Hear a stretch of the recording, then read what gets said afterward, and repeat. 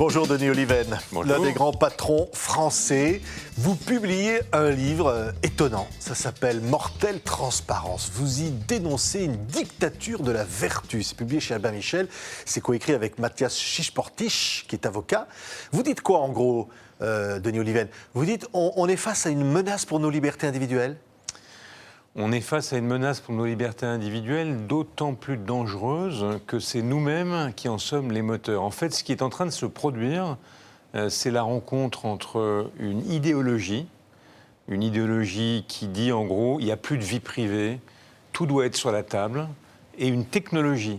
La technologie, c'est une technologie Internet dont nous sommes les utilisateurs quotidiens et qui n'a pas d'exemple en termes d'intrusion dans notre vie. Par exemple, juste comme ça, pour illustrer mon propos, chaque utilisateur de Facebook livre en moyenne une petite centaine d'informations sur lui, son statut matrimonial, ce qu'il mange, sa religion. Donc on est dans un univers qui pénètre très très profondément dans notre intimité.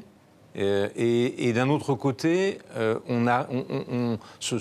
cette révolution se produit alors que, venu d'outre-Atlantique, il y a une idéologie générale qui dit « mais non, la vie privée, c'était une parenthèse de l'histoire de l'humanité. En fait, si vous n'avez rien à cacher, si vous n'avez rien à vous reprocher, alors vous n'avez rien à cacher. » Et les deux, l'entrée en résonance des deux, c'est assez terrible pour nos libertés. Oui, vous dites une dictature de la vertu. Ça veut dire quoi? Eh bien, ça veut dire, par exemple, c'est quoi la vie privée? La vie privée, c'est une invention française. Au XVIIIe siècle, au moment de la Révolution française, au moment des Lumières, on a dit il faut de la transparence, il faut qu'on sache ce que font les pouvoirs, il ne faut pas qu'il y ait le despotisme à l'abri du secret. Mais d'un autre côté, il faut que chacun d'entre nous ait le droit d'avoir une protection sur ses goûts, ses préférences, ses amitiés, ses amours.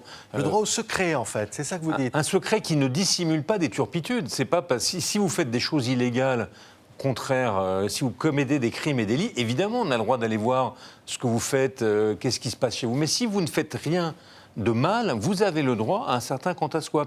Votre voisin n'est pas obligé de savoir quels sont vos goûts, quels sont les films que vous aimez, les livres que vous aimez, quels sont vos amis, quels sont vos amours, quelle est votre sexualité. Eh bien ça, c'est en train de voler en éclats. Oui, mais pourquoi? Parce qu'on le veut?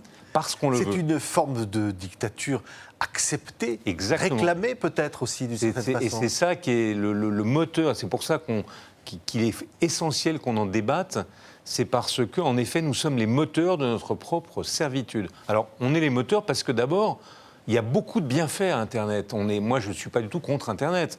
Le fait de pouvoir commander des choses, lire, voir des films, enfin, que sais-je, toutes les facultés, échanger, communiquer, toutes ces facultés-là sont fantastiques. Et donc, on voit tous les bienfaits d'Internet et on ne voit pas nécessairement ces aspects négatifs. Et donc, on pousse énormément au développement d'Internet et on est parfois un peu inconscient, insouciant. Prenons un exemple que chacun d'entre nous a en tête. Nos enfants laissent un tas de choses sur Internet, sur Facebook ou ailleurs, et dans 10 ans, quand ils iront faire leur entretien d'embauche, on leur dira « mais alors, et ça c'est quoi ?» Et c'est un des effets ultra négatifs d'Internet. Vous vous exposez et il n'y a pas de droit à l'oubli. Oui. Et vous n'êtes pas forcément conscient de ce qui se produit. Oui, vous dites des entreprises britanniques expérimentent des dispositifs permettant de localiser des conversations entre employés. On est suivi, on est identifié, j'allais dire, sur les visages. On sait ce que vous consommez. On va finalement utiliser toutes ces informations contre votre liberté? C'est pas du tout comme ça que c'est présenté. C'est présenté comme pour votre plus grand plaisir. Mais c'est vrai qu'il y a maintenant des puissances de calcul, des algorithmes qui permettent de mettre en relation des données et de tirer des conclusions qui vous décrivent, qui donnent des éléments d'information. Je pourrais vous donner 1000 exemples. L'exemple le plus simple on en donne plein dans le livre, mais l'un des exemples, c'est par exemple, est-ce que vous avez envie que votre employeur sache quels sont les lieux que vous fréquentez? Parce qu'à partir de ça, il peut très bien tirer des conclusions sur vous avez été voir un médecin de tel type. Et donc, il y a tout un tas de données aujourd'hui qu'on livre à travers nos outils et Ouais. qui ne sont, et par exemple à nos assureurs, à nos employeurs, et qui peuvent demain se retourner contre nous parce qu'en en corrélant ces données, on tire des conclusions qui décrivent des choses qu'on n'a pas forcément envie que d'autres connaissent. Oui, mais parce qu'on veut pouvoir se marier sur Internet, trouver un compagnon avec des algorithmes qui vont savoir exactement, peut-être chercher à votre place le compagnon idéal. C'est-à-dire que tous les actes de la vie vont passer par Internet, vont pouvoir être vus et surveillés. Ça, c'est un autre élément, vous faites bien de le souligner. Alors, la première atteinte à notre civilisation, c'est le fait que l'idée même de la vie privée est très, très, très, très fortement contestée. L'autre élément, c'est l'abolition du hasard. En effet, désormais, on va vous dire avec précision quel est le compagnon idéal pour vous. Il y a des sites de rencontres qui vont vous répondre à des questionnaires et ils vont sortir la personne qui ressemble le plus à vos attentes. Mais c'est le contraire de l'amour. Vous êtes d'accord avec moi? L'amour, c'est un des personnages de Marcel Proust qui dit tout ça pour une fille qui n'était même pas mon genre. L'amour, c'est d'être capable de rencontrer des gens qui ne sont pas votre genre, et puis par la rencontre, par l'échange, tout à coup, vous allez vous apprivoiser et vous allez vous entendre avec quelqu'un qui ne vous ressemble pas. Là, on est en train de fabriquer un monde où ne s'entendront que des gens qui se ressemblent. Et c'est ça, l'ego, finalement. Vous dites aussi c'est une forme de dictature de l'ego. On parle des selfies, bien sûr, vous en parlez, mais qu'au fond, il y a quelque part, il n'y a plus ces échanges de démocratie. Finalement, sur Internet, il n'y a plus cette capacité de discussion. Alors l'ego est en effet un moteur. Tout à l'heure, quand on disait pourquoi cette révolution avance, mais parce que c'est vrai qu'elle nous prend par des sentiments qui sont très humains. Faire parler de soi, chacun devient célèbre, chacun peut balancer sur Internet son opinion, sur Twitter et sur ailleurs. Donc on a l'impression d'être des gens très importants. Et donc on ne mesure pas que chaque fois qu'on fait ça, on prend des risques par ailleurs. Donc l'ego devient surdimensionné. Et c'est vrai que d'un autre côté, dans les forums de débat, on a parlé par exemple de la fachosphère, c'est des gens qui pensent tous pareil.